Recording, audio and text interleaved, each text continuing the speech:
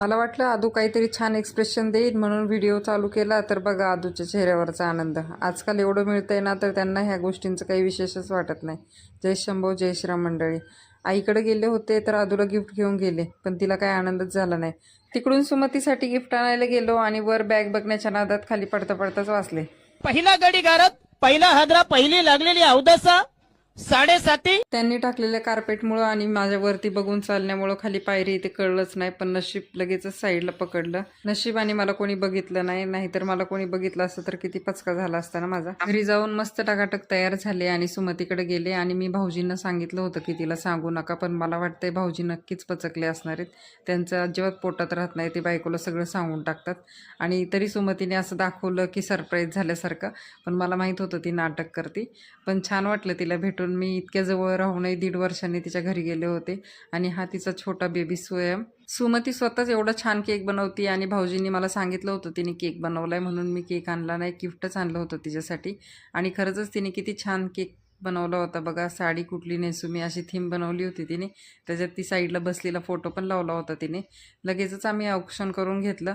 सुमतीच्या cake कटिंगसाठी स्वयंच्या मैत्रिणी आल्या होत्या. त्यांना काकूच्या हातचा केक नेहमी खाऊन खाऊन त्यांना माहीत झाले काकू छान केक बनवती, म्हणून ते आवर्जून बसले होते की चला काकू कधी केक कापतील आणि आपण कधी केक खाऊ.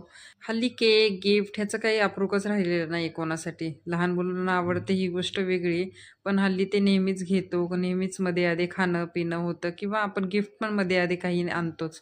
पण एकमेकींना भेटणं किंवा एकमेकींना वेळ देणं हेच सध्या खूप मोठं आहे आमच्यासाठी. त्याच्यामुळं मला खूप बरं वाटतं की असं मैत्रिणीच्या बड्डेला किंवा मध्ये आधी मैत्रिणींना भेटल्यावर. केक कटिंग झाल्यानंतर आम्ही एकमेकींना केक भरवला आणि छान फोटोज वगैरे काढले.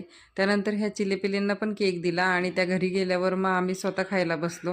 केक खाता खाता आम्ही मस्त लाईव्ह प्रोग्राम बघत बसलो होतो. प्रोग्राम म्हणजे स्वयंचा प्रोग्राम बघत बसलो होतो. तो छान पखवाज वाजवायला शिकत होता.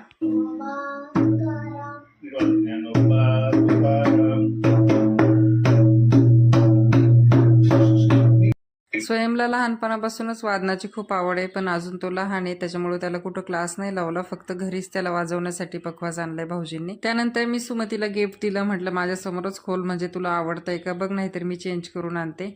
आणि तिला खरंच माझी आणलेली पर्स खूप आवडली आणि तिने म्हटली की मी आवर्जून वापरेल. त्यानंतर मग सुमतीचा प्लॅन होता की आपण बाहेर जेवायला जायचं. मग आम्ही तिकडेच निघालो होतो. तिकडून आरवचे बाबा पण येणार होते. व्हिडिओ आवडला असेल तर नक्की लाईक करा. भेटूया नवीन व्हिडिओमध्ये. बाय.